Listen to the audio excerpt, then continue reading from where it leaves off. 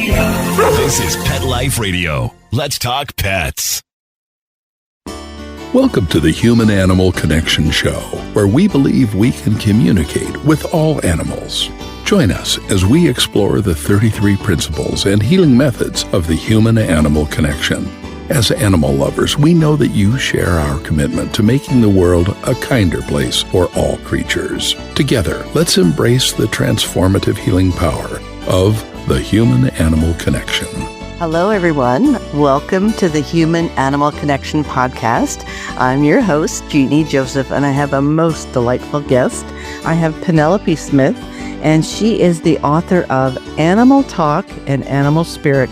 And these books are like the Bibles of animal communication. They have endured. Many books come and go. These books are still on our shelves and still highlighted, underlined, and worshipped. Well, maybe worship's too strong a word, but revered. Yeah, so Penelope Smith has been doing telepathic animal communication since the 1970s, and she's got a lot to say all about how animals really feel, how they want us to understand them, and how we can do better by them. So Penelope, thank you so much for being on the show today.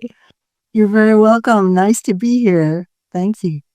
And I'm really enjoying being in your class, your online class on animal communication, advanced animal whispering, I think. Is that what it's called? I forgot now. Yeah. Okay. So I just have a question for you. I know sometimes people, even people who work under the banner of spiritual teachers, will get into a conversation where they assume that humans are in some way spiritually superior to other kinds of animals. And how does it make you feel when you hear statements like that? And it's unbelievable. People still say things like that in this day and age, but they do. Yeah, I recognize it as really just ignorance. It's an area that they really have not examined. Now, I've been lecturing and teaching since the 1970s, and I used to go to metaphysical bookstores, and people were really astounded. They said, "You mean animals evolve? You mean they're spiritual beings?" They were like, this was like foreign to them. Only humans were considered as evolving. The rest was something else. And it's a very objective view of the universe. You know, the rest is objects. We're the only ones that are conscious. We're the only ones evolving. So when I explained to them and gave them examples, and people started to wake up, they go, I just accepted the belief that animals were automatons. Yeah. And plants and mountains and rivers and everything they just carry on. And I laugh because you realize that most of the processes in our body are completely unconscious. They're to us as the individual who is inhabiting the body, they just carry on. But I laugh because they assign that to all the rest of the universe, but don't realize that really, we're not in charge in the way we think we are. And, there's billions, trillions of beings in our body that are conscious and carrying on and cooperating with each other. If there weren't, we would not have a functioning body and we would not be able to do what we do as humans. So I just think it's really accepting the beliefs that have gone before, the Descartes beliefs of, animals don't feel anything, you can do anything you want with them, cut them open, everything's fine. Because, don't mind that they're screaming. That means nothing. It's just an automatic response. Well, right. The same with women, Black people, you name it, any other Jewish people, you name it. Whatever group was chosen as supposedly lower was then regarded as not really human. And human means real, to be respected and alive. So then they would just call them, they would say, well, they're like animals. Right. And you see, they're like animals. What does that mean? Well, I'm very happy to be like an animal because basically in my physical form, I am, and an animal means soul, spirit, breath, air, life. There's nothing different between the spiritual quality of human animals and other animals.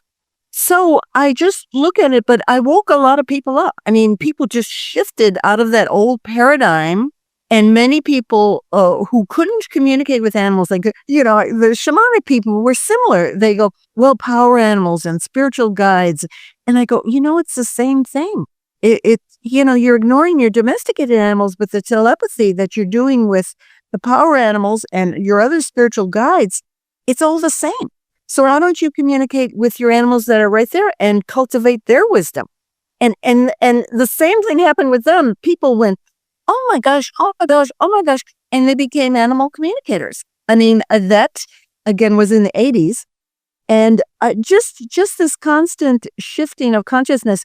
So it really still surprises me, since many spiritual leaders have shifted. You take someone like Deepak Chopra and many others who are very conscious that animals are not things. Yes. That they are spiritual beings, that they evolve, that they cooperate, that they help each other, that they help humans. On it goes, so that many are awakened, and then many stick to these old beliefs. Oh, humans are in the image of God and nothing else is. And I go, these are all interpretations. These are all translations of texts that were written well after this person who supposedly said them. And on it goes. And I go, well, just look to the being, look to the animal. Mm-hmm. And if you cannot communicate with them, how can you know what's going on with them? Now, good observers, you people who actually observe and look, they see the reality of the spirit in animals. My whole life I've seen the spiritual quality of animals. So I've never understood it. I said, yes, you just look at them. It's real obvious, isn't it? Yeah. Just look at them. They're responding. They're alive. They're emotional. They make decisions. They don't like some things. And then, how can you not get that? Yeah. You don't know how many consultations I did early on. I don't think it happens so much now, but it will happen around the world for people who are pioneering in their own areas that have belief systems that say animals don't think, don't decide. But how many times in consultations, people would say to me, he made a decision? He decided that himself? You mean he's thinking about his life? I go, yes, and yes. So they would, you could feel all the wheels turning and everything shifting inside of people. But really what it takes, Jeannie, is people need to look without the biases, without the prejudices. So if I look at you and I just go, well, this person couldn't communicate anything to me because she's just an object. Mm-hmm. So I won't expect anything from her. And anything that comes out of her is just this automatic gibberish or something. Then I wouldn't hear a thing you said. Right. And I wouldn't recognize who you are at all. And that's what they've done to animals, plants, rivers, mountains, all the things that are conscious and alive. And because the consciousness looks different, it's expressed differently. This is what throws people. They're always looking in this human mirror and they go, well, if they don't express themselves like a human, but I've watched it, for the last 50 years, I've watched it change. All the things they used to think that separated humans from the rest. Tool using was a big one. Right. Then they found out there's all kinds of animals who use tools. Okay, then it was this, then it was that. It was one together that divided. And now these latest holdouts, who are spiritual leaders with lots of following, they're going, oh, well, a person who wrote to me, she was so upset about that. He said they can't make choices to change their actions. They are just going to act the way they're programmed. Wow. And I go, they can't make choices? Yeah. I go, I go, whoa. He said, oh, but, it's my observation and my intuition, and it's where he is at on the subject. I mean, you can't see what you won't see. If you're programmed to that it's like this, it's hard to get through all that. Sure. That's why I tell animal communicators, you got to be an open area. Your field has to be very clear and open for you to actually perceive and then receive and translate truly without all your stuff, without all your ideas. So these people have not learned in communication with others. You have to put your ideas aside. That goes the same for human communication. Mm-hmm. Until you put your ideas aside, you don't hear the other person to get the freshness of their viewpoints. You can't, because your ideas are in the way and you get just your own feedback. We humans are so good at this, doing this circular feedback of their own ideas instead of being surprised, by what they get. Like with animals, I just find that every time I communicate with them, it's always something different. It's always a surprise. Yeah. Refreshing, because just like you get people from other cultures, it's a very similar thing. You travel. Why is travel so eye-opening? You get other people's viewpoints that are very different than your own. Right. You start to see life can be lived and interpreted in a whole lot of different ways. So kind of out of our own cobwebs, I look at these systems and go, whoa, I never looked at it that way. Can you imagine, as you know, because you're an animal communicator, but can you imagine when people start communicating with other species? You're just going to crack. You're going to go, whoa, that's a whole nother way to look at the universe. And then in the species, there's all these individuals, and they're going to have their own take on life too. Right. Every dog you talk to is different. Every horse you talk to is different. It's wonderful. And why I get on my soapbox on these things, because it's my mission in life. So, this hits at the core of why I'm here, is to open up people to the spiritual nature of all life. All life. Yes. And I communicate with all life, that it's all alive and it all communicates. And we're the ones that have to wake up. We're the ones that have to become more conscious in order to do this. Mm-hmm. See, that's the turnaround. People Exactly. go into this superiority thing. Well, we are the ones who are evolving. We are the only ones who can change our minds. We are the only ones who can self-reflect. We actually self-reflect a little bit too much. Yes. We go round and round in our own thoughts and call it self-reflection. Yeah. So there you go. Yeah. You got me on my soapbox. Yes. That's why I get on my soapbox. Well, I think the world needs a little of that soap, because sometimes when I talk with animal researchers who are doing wonderful work, it's all part of the growth. Yeah. But then we'll get to the question of animal consciousness and the door slams shut.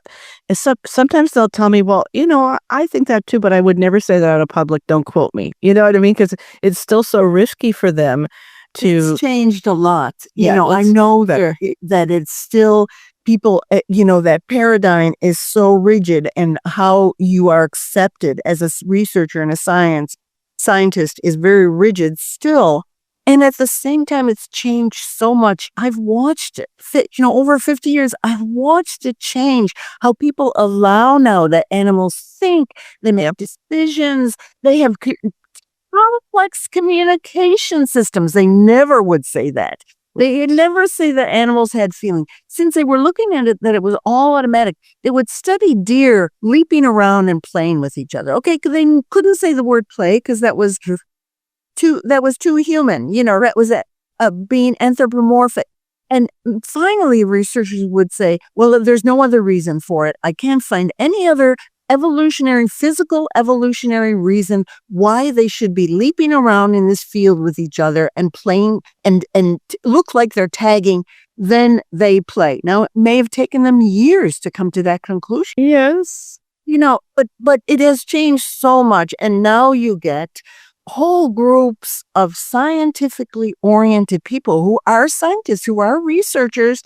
And I had students who were biologists, other researchers, who added it to their understanding, this consciousness, and then added their own field and their own scientific research, which is happening now. There's a big movement now to make it, acceptable, communicate animal communication in a way that scientists can understand it. And also realizing, and I've been through this for so many years, they try to apply rigid scientific method. And I go, You can't even do this with human communication. You can't apply this rigid scientific double-blind study because it's very flexible and it keeps changing. Emotions change, decisions change, thinking. You can't apply it like you can to, the speed of this or that or, physical phenomena. It's not the same. So these wonderful people who are doing research, they're developing new models of how can we test that this is really happening, but without the model that cuts it all out. Right. Oh, right. Yeah. Yeah. It's wild times we live in. I mean, it's so good to talk to you because you have seen it from the time where scientists couldn't utter the word consciousness in public to, well, they'll say, well, I don't know, but at least they'll say maybe. Yeah. Yeah. At least or that there is a consciousness here, and they'll define it differently. I mean, there are many now spiritual leaders who also have scientific backgrounds, and they meld it together and they go, this shows consciousness. Yes. The fact that the animal did this and this and this shows consciousness. Now, before, they wouldn't have been open to that. Right. No, we can't go there. We can't go there. Yep. But now they go, well, this shows consciousness. They're making this decision. They're changing their behavior. I mean, why didn't they see that before? I mean, for me, it's been very obvious before day one. I was going to say since day one, but before that, that we're all alive and conscious and aware beings. But again, we express ourselves differently. Right. This is the things that catches people. Yes. They get so human oriented that they go, well, the only thing that's valid is if it's expressed in a human way.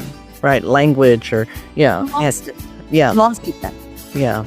Well, we're going to take a very short little break. When we come back, I want to hear some of your maybe early stories where you just had an absolute experience. This animal has emotions. This animal's making choices. This animal has consciousness. We'll hear some of your wonderful stories in just a moment. We'll be right back.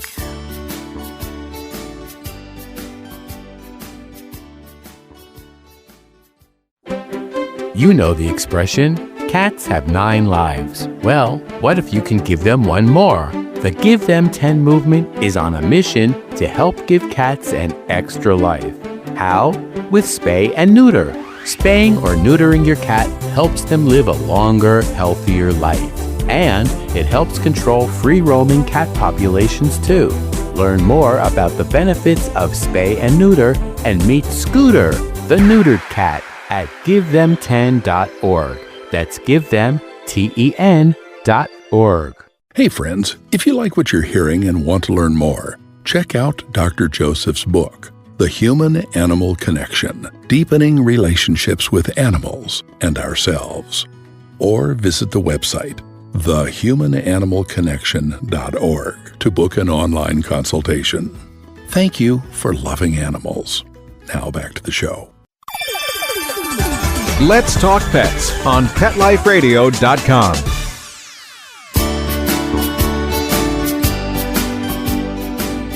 Welcome back to the Human-Animal Connection, where I'm speaking with Penelope Smith all about animal consciousness. Now, I know it's so real to you because you've had so many experiences of communicating with animals and seeing how they make choices, seeing how they have emotions, they have opinions. They choose play, for example, just to play. Or they love just to love. It doesn't have to be anything different from what we experience. But tell us maybe some of the stories that really, for you, opened your eyes maybe earlier. I know they've been open all along, but just to help people sort of understand kind of the steps that you came to this deep understanding. Well, I would say, again, for me, I always understood them this way. I just looked at, I looked at animals that they just had different costumes. They had a different body, so it's a different costume, but it's the same being. We'd communicate to each other, no problem. They understood me, I understood them. I had a lot of relationships with wild animals, my domesticated animals. I would talk to them. They would understand me. They would listen. Okay, so some examples from my work as an animal communication specialist where I was doing a lot of counseling. I started out with learning that animals responded the same way to human counseling techniques that helped people through traumas. So my first experience was how animals answered, responded. I mean, I knew they could communicate, but I went, well, okay, I've got an animal with a problem. And so why don't I just apply the same techniques that work with humans? I'll question them. I'll get them to express their emotions and help to release the trauma, and we'll see what happens. Well, now there's been a gazillion examples of that. I won't give my first example because you can read Animal Talk for that. That was pretty dramatic. When I first applied counseling, the changes were enormous. But you see, this shows the consciousness. How can animals, if they didn't understand, if they weren't conscious, how could they respond to questions? How could they release traumas and change? Now, the thing is, as I always say to people, it's very experiential. Yes. It's right there. It's shown in their behavior. You don't have to go, well, how could I know you were communicating because it's all silent? But, well, they just changed right in front of you. So I'll give you an example. This is one of my favorite ones. I'll never forget this one. This woman called me because she was concerned about her cat, who no longer was affectionate with her. In fact, every time she came in the door, the cat jumped onto the refrigerator and wouldn't come down until she went away. Now, this was opposite to the relationship that they had before. We're affectionate, the usual, loving and playing with each other.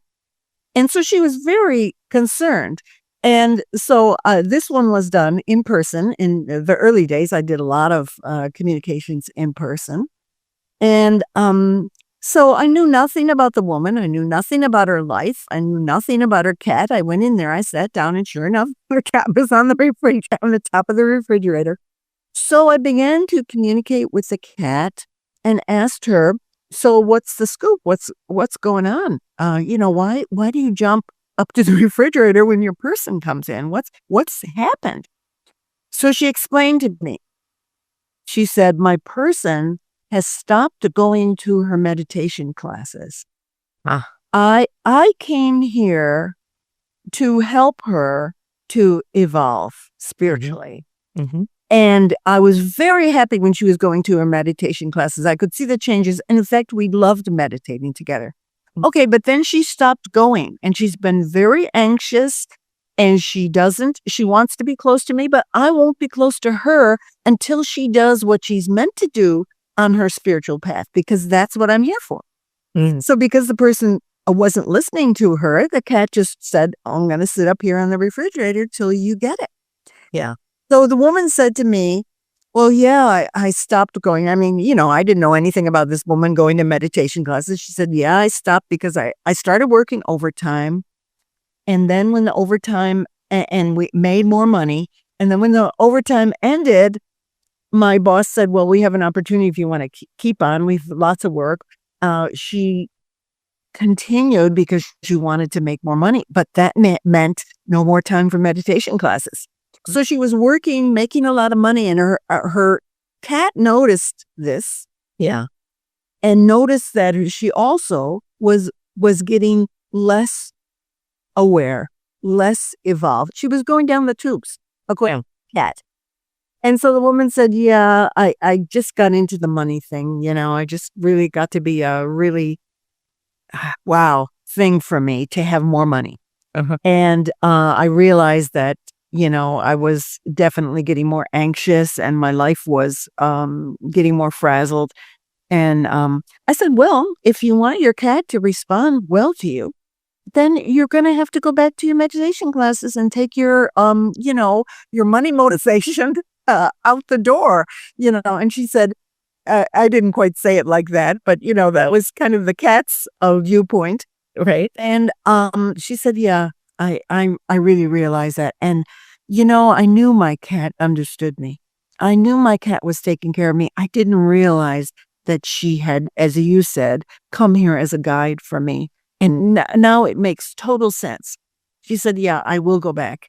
And as soon as she said that, The cat jumped down from the refrigerator, came over to me first, thanked me, heard on my lap, and then went over to the person. And, there it is. Now, I mean, they demonstrate their consciousness. Of course, the person went back to her meditation classes. They had a happy relationship again. I mean, how could you explain this otherwise than that the cat understood that the cat has a higher consciousness? Mm-hmm. In fact, in this way, was more spiritually aware than her person. She knew what was important in life. Right. She knew what was important. And she was taking care of her person. Yeah. You see, these are things that these spiritual leaders and other people don't have any concept of. And I can demonstrate it over and over and over again, how animals show this consciousness. I have a question for you. Do some people say that that people and animals can reincarnate back and forth? What has been your experience? Have some of the animals that you've met been people before and then chosen to be an animal? Maybe tell us a story about and vice versa. I've had experience is in other animal forms that I totally enjoyed. And then they helped me in my life because I also remembered my past lives, unlike most humans. So, plus part of my counseling training was past life regression. So, it raised my consciousness on the whole thing. But what I've found is that beings go from life to life according to their journeys, according to what will best evolve them. What pieces of the puzzle are they missing to come back to oneness and wholeness, to be in union with the total divine, which is in and around all of us? So what is missing? So you'll take some humans who will just say, you know what? I need to learn how to really love. It's to love without any object, without any reason. I'm going to be a dog. Yeah. And so they'll spend a lifetime as a dog and they'll really feel it in their whole being. They'll go, I get what pure devotion is. Yeah. I get what pure union is.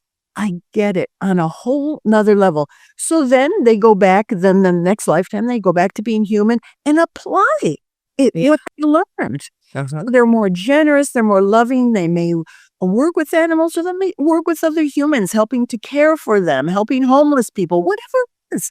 But the point is, we go according to what is our evolution, what is helpful. See, it's not this.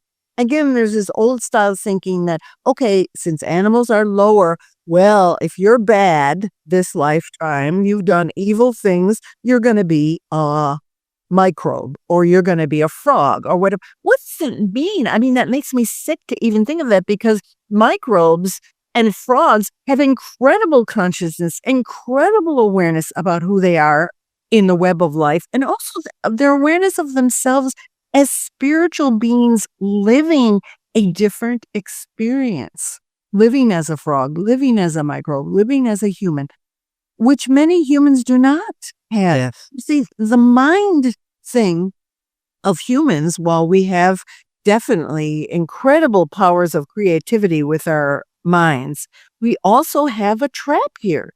The trap is to go into this kind of analysis where we do separate ourselves from the rest of the world. Yeah. And so that we're superior instead of seeing that it's all one interconnected life. Yeah. Well, I'm going to ask you a big question, which is, in general, like with all your years of communicating with animals and plants and rivers and trees and birds and everybody, what is your sense of how they see us as humans? How do they see us? They're very benevolent. What I would say the biggest lesson that I learned from communicating with animals over all kinds of species, including what people consider inanimate, which is there's nothing that is inanimate. It's all alive. But anyway, all this experience, you know what I found? Right. Incredible compassion. They understand that humans have it very hard, that humans are pretty unconscious for the most part, all humans, and obviously the many humans that are very conscious and do incredible, beautiful things on this earth. But animals look at humans and they go, a lot of humans. And they go, wow, you got to stay away from them because, boy, they are so unconscious, they'll kill you.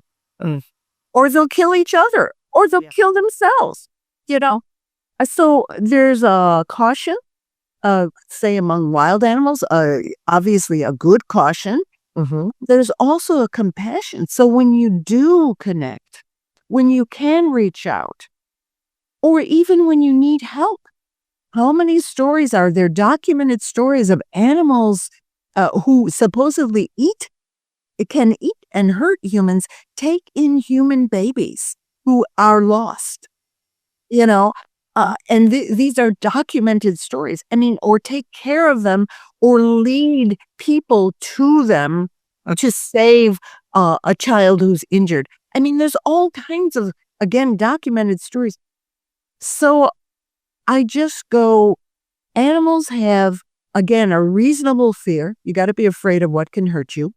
And they also have tremendous compassion, whether the domesticated animals who know us so closely and have even more compassion. They go, oh my gosh, humans, stop. They get so lost, you know, just like that cat sitting on the refrigerator going, oh my God, she's up in her head and her anxiety. She's all in her fear. She doesn't ever come into the present moment like she did when she was meditating. Yes. You know, I mean, they sit and they look at us and they go, wow. Wow. And so there's tremendous compassion because they have tremendous love. Well, You know, so they go, wow, I'm going to help my person. I'm going to help her to wake up, but I'm also going to help her through the challenge of being human. I mean, the human condition is a very challenging condition. It's full of contradictions. I would say that animals don't generally have, of course, domesticated animals take on a lot of things that are part of the human condition, but most animals do not have all these contradictions. yes. It's pretty straightforward. You know, I'm on my mission. I do this part in the web of life. I also have my individual mission as a spirit to grow in a certain way in this lifetime. So I'm going to attract certain experiences. You know, I'm going to relate to humans while my other beings of my kind don't want to relate to humans. I do. You know, and so you get animals, wild animals who are emissaries, you know, who just reach out. They come up on your doorstep. You know, and other animals are going, why are you doing that? Right. Whoa, you know. So a tremendous understanding among animals about humans. They get it. They look at you. I mean, look back at them. They're assessing you. You know, that rat you think is a lower being. He's got you completely your number there. Talk about, you know, if you want to talk about who's closest to humans, look at these guys who assess all the time. They have to live close to humans, so they have to assess mental things. Yes. You know, the raccoons, the rats, the microbes who are constantly trying to survive and assess what humans are doing. I mean, this is quite an amazing thing. So you look at them and you see their consciousness, you see their awareness, you see how they're making decisions. Just look at them. Yeah. I mean, wow. And that they choose to relate to us, to me, is always a privilege, wild animals. And to me, it's always this incredible privilege because most humans are dangerous. Yes. Yes, indeed. So that they relate to us, that they look at you, and the animals in my area, they look at me and they go, oh, it's her. You know, It's her. I don't have to worry. You know. That's so nice. Well, before we leave, maybe if you could just for people who are just starting on their journey of opening their hearts and their minds to animal communication, what's one piece of advice for the beginner's mind, for the beginner? Yeah, is just spend time out in nature. Spend time just being quiet out in nature and observing. Open yourself up to observation. Obviously, nature, being out in nature, we get calmer. All these studies show that, you know, but just walk on a path wherever you are, whether you're in a city or whatever. Walk on a path where there are trees, where there are birds. Sit and just be aware. Practice just coming back down to earth, out of the head, back down to earth, and look around you. Yes. And your awareness will start to open to the consciousness of other beings. Be open to the idea that they're conscious living beings and see what happens. Great. Beautiful. Beautiful advice. Well, Penelope Smith, author of Animal Talk and Animal Spirit, it's been just so wonderful to have you on the show. I know we're just skimming the surface. There's so much we could talk about for many, many episodes, but thank you for being here. And thank you for the great work that you've done and that you are doing and that you will do. You've done so much to open the path for others. Thank you, Jeannie. All right. We'll see you again. I'm Jeannie Joseph, and you've been listening to The Human-Animal Connection. See you next time. Thank you for tuning into the Human-Animal Connection Show. Please visit our website, thehumananimalconnection.org. There you can sign up for our free email newsletter, book a consultation, or check out our blogs and resources. Our best-selling book, The Human-Animal Connection, is available on Amazon, and your donation of any amount keeps our nonprofit organization providing life-changing services. Let's Talk Pets, every week on demand, only on PetLifeRadio.com.